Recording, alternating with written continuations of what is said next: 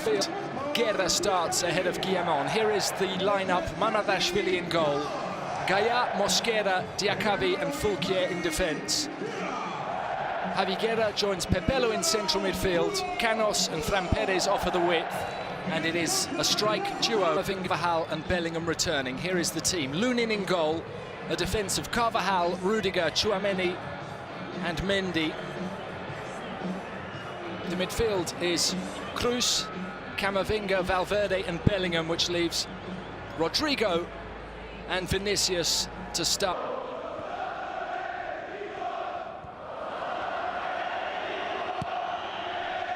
And now Bellingham is bursting through and still going. Jude Bellingham delivers, half cleared by Canos. Rodrigo, Camavinga, straight at the goalkeeper. When you train with Luka Modric, from the day you arrive, this is the kind of pass you learn to make. It's a pass that's identical to the one that released Bellingham in the Super Cup final, where Real Madrid took Barcelona apart. That one was made in an even tighter space. It's a beautiful part of Vinicius. To Mendy, square for Valverde. Valverde forward and gathered up by Mamardashvili.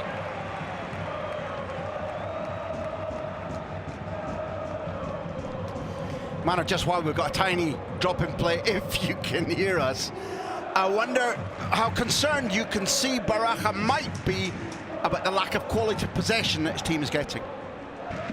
Patient possession from the league leaders. Bellingham to Cruz, forward now towards Camavinga, away by Mosquera, and a clash between Duro and Cruz. The referee allows advantage. So here is Fran to Yaremchuk, who was looking for Canos, who hadn't joined the attack quickly enough. And now it's given away straight to Javi Guerra, who spins away from both Bellingham and initially Camavinga. He needs support and has it from Fulquier. And Fulquier has it back and delivers to Fran, and it's the opening goal! Hugo Duro gives Valencia the lead. It's their first chance of the night. Real Madrid have dominated possession. Valencia are in front. I want to be eccentric. I want to give credit to Manu Vieira for telling us Baraja is asking Fulquier to try to dominate that right wing, to try to help Fran create superiority. Mosquera was up there and won the ball and used it and won the ball back. The second person to get credit is that before this starts here with Guerra, Gilmassano was allowed a perfect advantage. And look what happens. It takes a little bit of struggle, a little bit of effort. It looked for a moment as if Vinicius' work was going to be superior, and there's an element of fluke there, because when the ball comes into Duro, it's not aimed at him. All the more kudos for the way in which he reacts, not just to get ahead on it, but to lean back and to guide it to the other side that the Ukrainian keeper is running to. Classic centre-forward stuff, put it against the run of the goalkeeper. Oh, they worked hard for that goal. In beach, now Mestalla singing, and I just want to put special attention on those quick transitions they having, mainly through the right flank, where Graham was explaining. They don't care much about possession. Danger for Real Madrid, 2-0, Yaremchuk. Both goals have come from defensive mistakes. Mestalla in dreamland.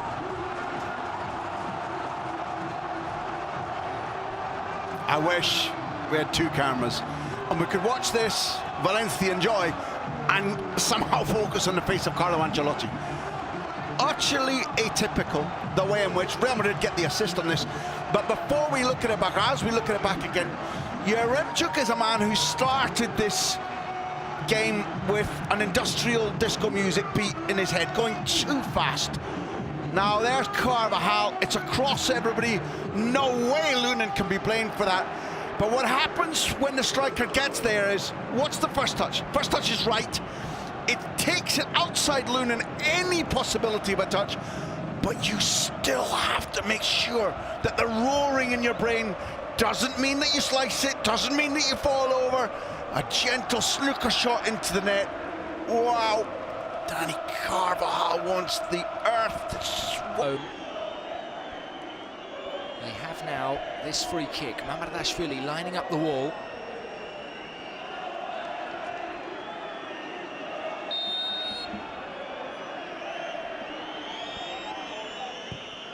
And Toni Kroos lifts it over the top.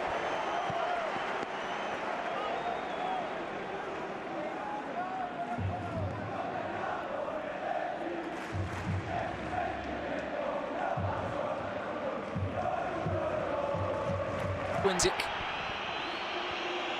Can Madrid snatch one just before the break? There is time. The whistles are raining down. The home fans want this half to end. Valverde for Carvajal. His cross deflected, and there's one back for Real Madrid. Vinicius has the goal on the cusp of half-time.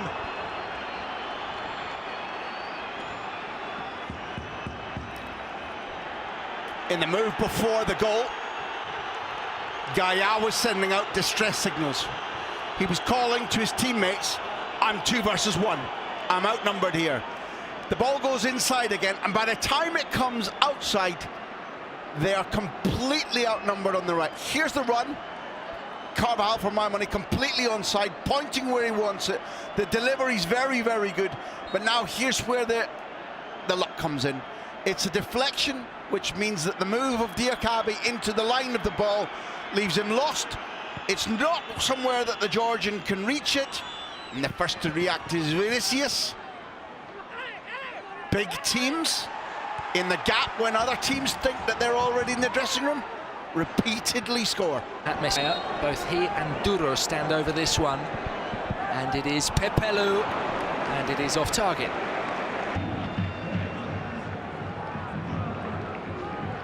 Bellingham to Vinicius. It comes back to Vinicius, and he's so nearly equalised. Lifted by Modric, effortlessly onto the boot of Mendy. Modric again to Brahim, and it seemed to take a deflection. Irrespective of the fact that it's been a highly defendable position for Ancelotti to leave the 38-year-old out more and more, partly because of this. Bellingham up against Peter now.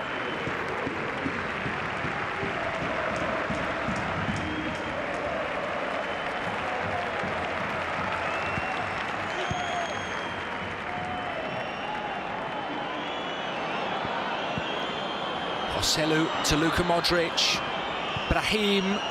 There is the second goal from Vinicius Junior. From 2-0 down, they are level. Vinicius again. Destined to be the centre of attention tonight. He's turning this game Real Madrid's way. There's an absolutely beautifully timed Modric pass that can be ignored in the furore of a tied game. Another goal for Vinicius. It's going to come now. And when you watch the ball laid in here, this chip up from Brahim, in order to, as long as Vinicius is onside, in order to make sure you get it beyond a 6'7" Georgian, but still dropping in time for Vinicius to head home. There's going to be an argument, there's going to be a look from VAR. However, it's decided. Oh, the spin, I haven't seen the spin put on that by Brahim. It's a very, very sexy goal. But was it onside?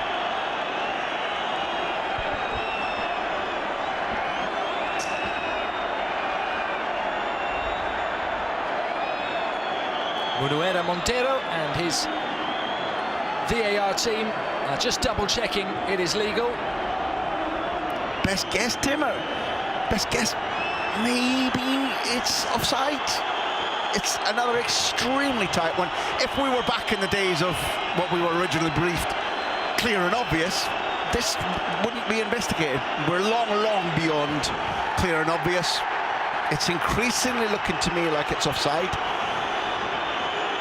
The players who are getting all hot and bothered in front of Manu Vieira there, not about Manu, I hasten to add, have got no influence on how this decision plays out. It's absolutely ludicrous, because Manuela Montero, many hundreds of kilometers away in the VAR booth, the headquarters of the Spanish Federation, can't see or hear what these guys are doing. It's nothing for the moment to do with Gil Manzano. Temporarily, Manu, things have calmed down a little bit, right? Yes, Graham. For a moment, I thought things are escalating a little bit. Players having arguments. The atmosphere here, of course, the home crowd want the goal to be reviewed. Gil Manzano still hearing from the ballroom. A lot of talking between players. Brahim talking to Rudiger, to Vinicius.